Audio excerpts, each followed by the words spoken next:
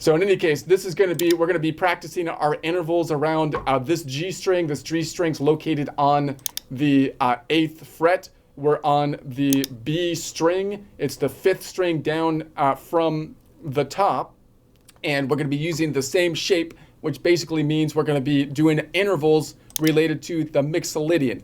Now I want to go over a quick recap once again, why we might want to be learning, say, the Mixolydian. And I want to touch in a little bit more, given the fact that the Mixolydian kind of ties into like a bluesy type of progression to the concept that many people have in their mind of learning theory can actually decrease your ability to play, is what goes through a lot of people's minds, including mine at some points in my life, right? Because you think about the blues and you think about improvisation, like you're improvising when you're doing the blues, and you would think that too much theory might kind of mess up just your flow as you're just kind of trying to flow and whatnot as you play. You're not playing a rigorous, it's not like the classical guitar, which is a cool thing as well, but you're trying to get quite technical and play exactly what some musical genius wrote down. Instead, it's a performative art that you're trying to get into a flow, and things going to be having a pattern but somewhat different, right? So you're kind of riffing off of a similar kind of pattern, and you can get to the mindset of saying, well, if I'm overthinking it, then that's going to mess me up. So I actually want to learn less. And then also, I think part of the thing that adds into that thought process is the idea that the blues came out of a system where possibly people weren't rigorously thinking about theory. Of course, they were thinking about less theory and using their ear a lot more, and that's kind of where like this blues concept kind of came from. So you would think if that's the way it came up, that's the way that's the way it's done, right? And I guess there is some truth to that. Like in my mind, I get into that kind of thought process sometimes as well.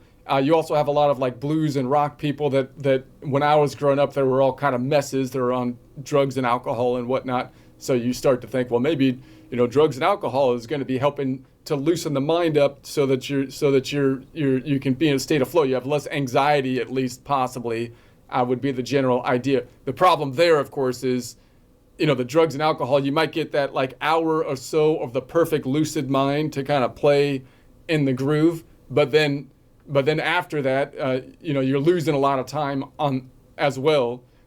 Whereas if you were able to like meditate or something in order to loosen up the anxiety so you can get in a state of flow a bit more, then of course you might be able to maintain it for a longer period of time, have more actual control over it. So I'm not, it is what it is. Those are things that kind of come up when you get into like a bluesy kind of thing, because a lot of times when you look at the bluesy kind of thing from a technical standpoint, it's actually messy, right? Because then again, you can look at it from different kind of angles when you get kind of technical on it. And so my theory is that, I'm not an expert on the history of any of this stuff. I'm just thinking like how the blues might have developed if I was in a situation where I was like tinkering around with the guitar, right? If I was tinkering around with the guitar, I think back before YouTube and all that kind of stuff, probably had a general idea of, music theory, and then you possibly had that pentatonic shape, which is going to be position number 1, that people know quite well. And if I know that, then I'm going to try to use that same position to move up and down the fretboard. But I don't really know the theory to move up and down the fretboard that we're really kind of drilling down here. What I do know is that position. So I'm going to try to move that same position up the fretboard possibly, right? That's what I would try to do naturally, you would think. And then I'm going to use my ear a lot to basically bend or slide into certain notes where I need to in order for it to sound good, right? So that you would think like if I was just kind of seeing how that might come up, that's how you would think it would come up, right? You're going to use my ear a lot more than the technical knowledge. On my side, as an accountant, I use a lot more technical knowledge because I'm looking at the thing in terms of a fretboard, and I'm not doing stuff as much with the ear because I have so much capacity to use all this other stuff, to learn the concepts behind it. Whereas if I didn't have all this stuff, I would think I would be tinkering more with just my ear in whatever shape I know, and then I'm just going to change. I'm just going to orientate that shape. I'm going to work my way up and down the fretboard using that shape, but then tweak it and bend it to what sounds good to my ear, which of course happens to be an equivalent with theory, because that ties into theory. The other thing that I think is kind of interesting when you get into this, like the Mixolydian, which kind of gets into the bluesy thing, is that people start to think, well, if you learn too much theory, you can't break out of the paradigm. I think that's the other kind of weird thing that's there. The reason I think the bluesy thing started to work is because in Europe, when they were doing their kind of guitar, when they were doing their music stuff and whatnot, they started to use conventions that were tied to storytelling. So if it's tied to storytelling and you're trying to tell a story with music, and you started picking up a convention that says the major scale is always for happy stuff and the minor scale is always for sad stuff, and the flat fifth or some kind of tensiony stuff is always for evil stuff or problems or risk or danger, that's just the convention of the story, then you're not going to start playing stuff that has a mixture of a minor third and a major third, which the blues does all the time, right? Because what does that do for a story? What are you trying to tell people? I don't know if I'm happy or sad, right? It doesn't work for the convention. And if you start throwing in like a flat five that usually means danger in a story concept, that doesn't make sense if it's not in a story context, right? So I think the blues, by knowing less about the conventions, were able to break out of the conventions that were only there because of the way the music was being used to tell a story, instead of just getting into a cool groove or whatever, right? So I think so the reason I'm pointing this out is because we're doing a lot of kind of theory stuff, and I think, like, from a science standpoint, this kind of stuff happens too. People get into like this thought process and the concept of a theory in science, and they learn within the scope of the theory, within that parameters, and they can't break out of the theory. And then some genius like Einstein comes in and totally changes the game. He's like, wait a sec, I'm just going to change this component. This doesn't fit, and the whole game changes, right? And I think, and so the question is, how can that come up, and how can you kind of come up with a new paradigm that you're thinking in? Should you try to come up with a new paradigm that you're thinking in by not learning the convention or not learning the theory? To me, I don't think that's the way to go, right? To me, I'm obviously an advocate of learning the theory, because I think that actually expands things. That's what I'm trying to kind of argue here. You learn the theory, and then you try to find the places where there are conventions.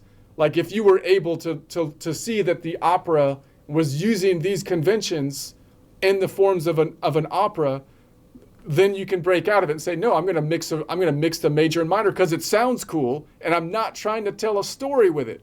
And that's going to get you into trouble possibly with the people that are in the convention, because then you're going to start using flat fives and whatnot, and they're going to say you're playing something evil because you're using flat fives, and I don't know if I'm happy or sad. That's stupid. And that's fine. People can call you, then you have to deal with people calling you stupid because you're in the paradigm and you're doing something different, right? But I think you can consciously see the paradigm and then do something different, right? That's kind of my argument so my basic takeaway is, should you not learn theory so that you can be more expressive in like a bluesy type of thing? I don't think so, although I think you should maybe focus on your ear training more than maybe I do, to try to do stuff more by ear. But I think that the theory actually allows you to expand and be more creative because you have a better grasp of your fretboard, and then it lets you reach out further than that. And then of course, should you do drugs and alcohol because that helps you loosen your mind or give less anxiety or what? I don't think that's possibly the way to go. It might work for like a lucid hour or something like that. But again, you'd far better off if you were able to release the anxiety some other way, exercise and meditation or something like that, because then again, you can go a lot longer with a lucid mind if you're able to do that. That's not easy to do all the time. Drugs is the easy way to do that, but that's not it's just the shortcut. It's not the good cut most of the time. Anyway, So that's going to be the general idea. So if I go up to the top, then you will recall we're in like the major scale. Let me just show you what I mean here. So we're learning this same shape, comparing stuff to the major scale, and then going through all the modes, right? And that one reason is because I can take this shape on the fretboard and move it up, and then I can play in any, any major scale and related modes. So if I know any shape, whatever shape I pick, in this case the shape of C major and the related modes, let me try to give an idea of what I'm talking about here. Like I could, if I'm thinking in a bluesy thing, this is, again, I'm not a master's of, I don't have a master's in music or anything. But I've been tinkering with this for a while now. I mean, so this is what I would think of it, right? This is what I would call shape number 1, although it's got 7 notes in it.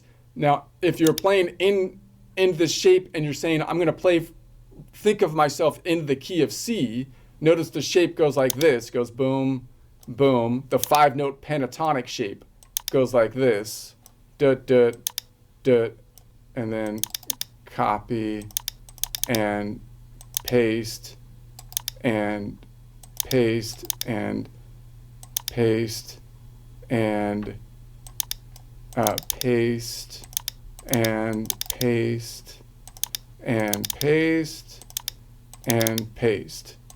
And this should be back here. So there's the 5-note pentatonic, here to here, and here to here, here to here, here to here, do, do, do, do.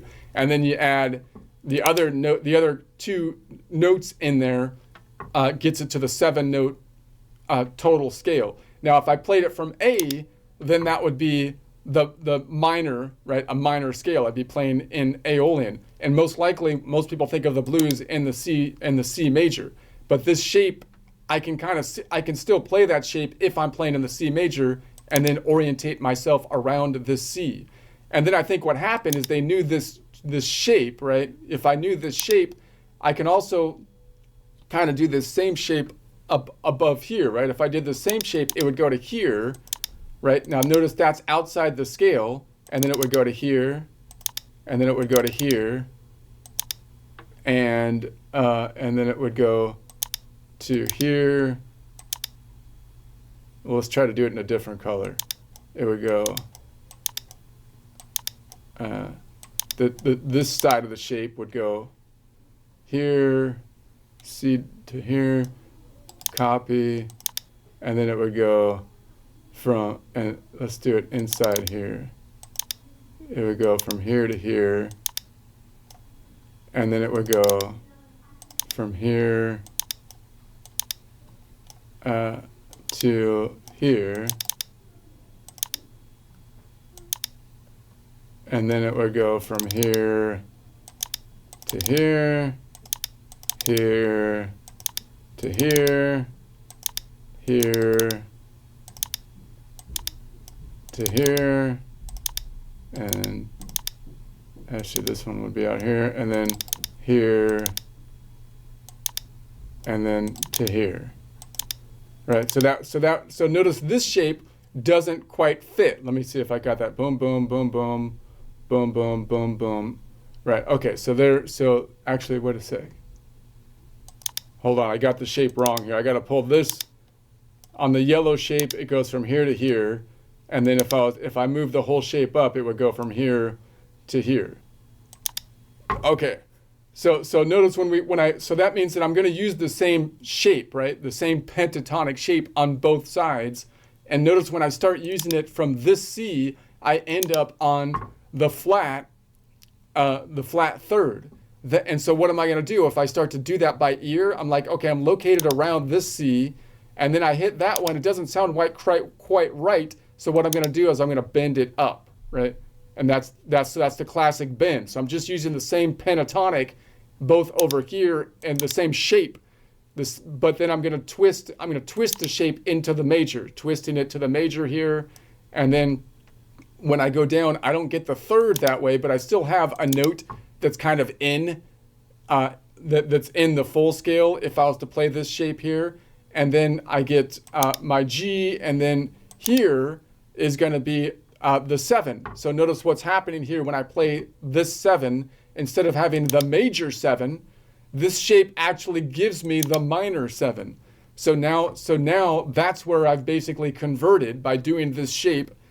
I'm now naturally converting to a Mixolydian scale. I've basically converted the C major to the Mixolydian, right? And here's the root, and then I'm going to go here, which is once again the flat third, which I would bend up to this third. See, and then here's once again the flat. I'm on the flat 7, which would be the Mixolydian. That's the bluesy note. And then from here to here, once again, on the third, that's the flat third.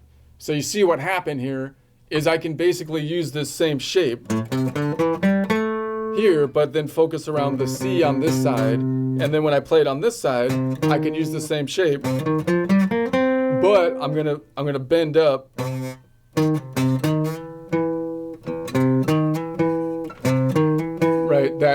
Where I need to bend up. How would I know to do that? When it came out, they were just using your ear and saying, well, this sounds cool. It seems like I got to go. And that came, and I think that developed the natural bends that happen. So that's why this position is so ubiquitous. It's used all the time, position number 1, because I think that's the one that people were most comfortable with in a pentatonic position. And then when you're trying to move up the fretboard, what are you naturally going to do? I'm going to use the same pentatonic position around this note, and then I'm going to use my ear to tweak the shape that I know to the shape that I want. So if you want to, so I would say that if you're trying to get the classic sound, the really old school sound, I would think that mirroring this process might be the way to go. But when you do this, if someone tells you this, if someone told you to do this from a theory standpoint, you're really gonna be like, what in the world are you doing? Like, it doesn't make it right, because they got it by ear. So it's going to be really hard to communicate that to someone else. Can't you hear that it's the same shape, but then you bend it up that way? Can't you hear that? Well, no, I can't hear that because my ear's not developed yet like yours is, right? It's going to be very difficult. So that's why the blues, to me, it's actually pretty difficult to communicate it sometimes that way, right? So notice that. So one way that you could do that is I can play the C. I can play in the key of C. And if I was to kind of try to, the other way I can think about it is that I'm playing around this C right here, right? And then I'm flattening the 7, and I'm always kind of tinkering around with the third, which again, you could build from that position 1 shape from a pentatonic and then build on it from there if you want to kind of think about it that way. Now if you knew this same shape, I could start on the C, and by the way, a lot of the major blues, I think, is more common. I like to play it from the A major, right? Or the E major, I think is more common. But I want to stick with the same, and you can totally do that by just shifting the entire shape that we're learning and all the intervals over. But we're going to be playing, if you use this same shape in the same location, you can play it around the C and basically flatten the 7 and then have the minor third. And you can do it, you can try to think about it from the standpoint of that 5-note pentatonic shape, which might give you a better feel for like the classic blues sound, because it's going to force you to bend or slide into certain notes from that shape, such as the minor third to the major third, and then it'll already include the flat 7 on this side, and when you use it there. Now the other way you could do it is I could say, well, I know these same notes, and instead of thinking about the C major, I can go to the Mixolydian. So I could just say, well, let me just make that the 1, and if I go to the Mixolydian, then I'm using the same pattern, but now I'm looking here on the G Mixolydian. So I could do the same kind of concept and think about the same idea from a 5-note pentatonic pattern, meaning that if I played from here leaning forward, I'd get that same thing, right? If I played this on position 1 from here to here, and then from here to here, and so on, then you're gonna get once again that flat, that you're gonna end up hitting the minor third, which you would bend into the major third. So again, you can play it around the G, and then on the other side of the G, you can once again play position 1 again, coming from the open string to this G right here. That's one way that you can think of it, so that you're always playing in that pentatonic pattern, which is kind of like, I think, the classic way to kind of think of it. Or you can think of it like you're in the major scale.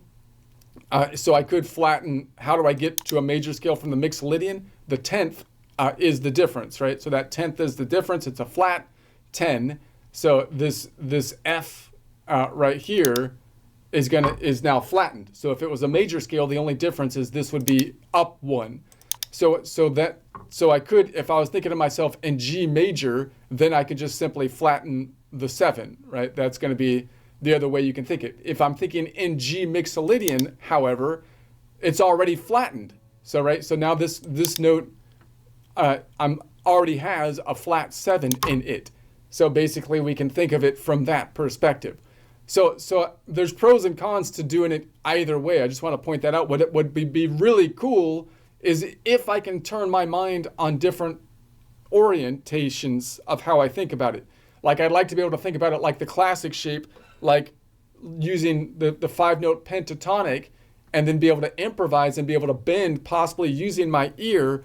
But I want to be able to explain that to somebody, which means I'm going to have to convert that to theory, because other people's ears will not be as developed as my ear, right? I'm going to have to say, why in the world are you using like the minor shape in 2 places and thinking about it that way? And it's like, well, I'm thinking about it that way because that gives me the classic bends that I'm looking at, and I can compare that to the C major, right? Or I can switch my mind and think about myself in the C major scale, and then flatten the 7 to get to the minor component. Or I can think of myself as G Mixolydian, or as in a Mixolydian, which already has the flat 7. So no matter which way you think of it, you're kind of flattening the 3rd, and you're playing around with the major 7 and minor 7. That's going to be the general idea. Okay. So anyways, that's going to be the convoluted intro here. So we're going to be on the Mixolydian.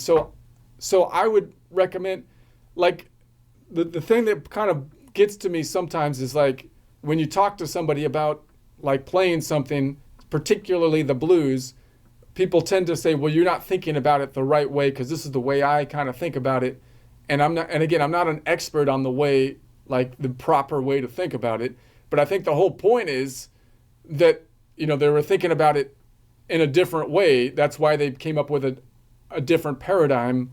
So there's multiple ways that you can approach it, because it's mixed in between. It's like the in-between zone between a major and minor scale. So the general idea would be, to me, the main things we're tinkering with is the 3rd, if you're talking about major 3rd, smearing from the minor 3rd to the major 3rd, and the 7, having a flat 7, which basically is the Mixolydian. So if you tell someone we're playing in Mixolydian because it's a major blues and I'm going to think about it in Mixolydian, they might say, well, that's not how you think about major blues. I think about it as a major scale, that I'm going to do this, or a pentatonic, that I'm going to do that. And again, all the ways you look at it are good perspective to look at it. It's going to be, but it's quite difficult to communicate all the different ways. And what you'd like to be able to do is be able to communicate all the different ways. If you can talk about it in different ways, to me, that will allow you to open up the way you play it as well. That's going to increase your ability to improvise, because if I improvise based on like the pentatonic scale and bending, I'm going to do different stuff than if I improvise on thinking about it from a Mixolydian. Then if I think about it as a major scale where I flat the 7, I'm just going to naturally do different stuff. So I can actually kind of improvise around by using the same thing, playing in like, say, a G blues, by simply switching the way I'm orientating my mind on how I'm playing the blues. I'm playing it now by looking at a pentatonic scale that I'm bending, versus now I'm thinking about it as a major scale where I'm adding a flat 7, versus now I'm thinking of it from the perspective of a Mixolydian scale, versus now I'm thinking of it the same notes but a 3-note per string thing, right? Instead of